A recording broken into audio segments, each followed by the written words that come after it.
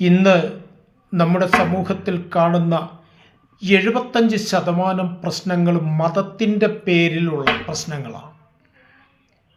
പരസ്പര സ്പർദ്ധയും മതവിദ്വേഷവും വളർത്തുന്ന തലത്തിലുള്ള പെരുമാറ്റങ്ങൾ പല ഭാഗത്തു നിന്നുമുണ്ടാകുന്നു. ഇവിടെയാണ് ശ്രദ്ധിക്കേണ്ടത്. അതിൻ്റെ അവസാനത്തെ ഒരു ബാക്കി പത്രമാണ് ഈ അടുത്ത നാളിൽ ചേർത്തലയിൽ നമ്മൾ കണ്ടത്. ആ ഹോട്ടൽ ഉടമയെ അറസ്റ്റ് ചെയ്തതും ഹൈന്ദവ ദേവി ദേവന്മാരെ അവഹേളിക്കുവാൻ സരസ്വതി ദേവിയുടെ, ലക്ഷ്മി ദേവിയുടെയൊക്കെ നഗ്നചിത്രം വരയ്ക്കുവാൻ ഒക്കെ തയ്യാറായ MF ഹുസൈനെ പോലെയുള്ള ആളുകൾക്ക് രാജാ രവിവർമ്മയുടെ പേരിലുള്ള അവാർഡ് കൊടുക്കാൻ പോലും സംസ്ഥാന സർക്കാർ തയ്യാറായ സാഹചര്യം നമുക്കെല്ലാവർക്കും അറിയാം.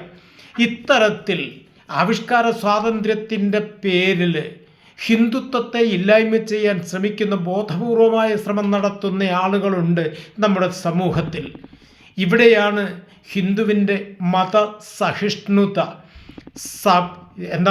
സർവമതസാരവും ഏകം എന്ന് ചിന്തിച്ച ശ്രീ ഗുരുദേവൻ്റെ നാടാണിത്. ഇവിടെ നമ്മെ സംബന്ധിച്ചിടത്തോളം ഹിന്ദുവിന് ബന്ധുക്കളാണ് മറ്റു മതങ്ങളെന്ന് ഒരാൾ ചിന്തിക്കുമ്പോഴാണ് അയാൾ യഥാർത്ഥത്തിൽ ഹിന്ദുവായി മാറുന്നത്. അങ്ങനെ 33 കോടി ദേവന്മാരെ ആരാധിക്കുന്ന ഹിന്ദുവിനെ സംബന്ധിച്ചിടത്തോളം ആ കൂടെ ഒരു ക്രിസ്തുവിനെയോ ഒരു അള്ളാഹുവിനെയോ കൂടി ആരാധിക്കുവാൻ ഒരു മടിയില്ലാത്ത സമൂഹമാണ് ഹിന്ദു സമാജം.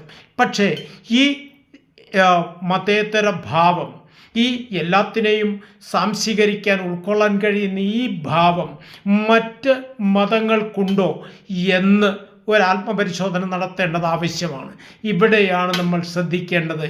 ഒന്നും വേണ്ട, നിങ്ങൾ ഉൾക്കൊണ്ടില്ലെങ്കിലും അംഗീകരിച്ചില്ലെങ്കിലും നിങ്ങൾ മറ്റൊന്നിനെയും അവഹേളിക്കാതെ മുമ്പോട്ട് പോകാൻ പ്രത്യേകം ശ്രദ്ധിക്കേണ്ടതാണ്. ഇല്ലെങ്കിൽ അനധിവിദൂര ഭാവിയിൽ അത് വലിയ അപകടത്തിലേക്കായിരിക്കും പോകുന്നത്. ഇതെല്ലാവരുടെയും ശ്രദ്ധയിലുണ്ടാവണം.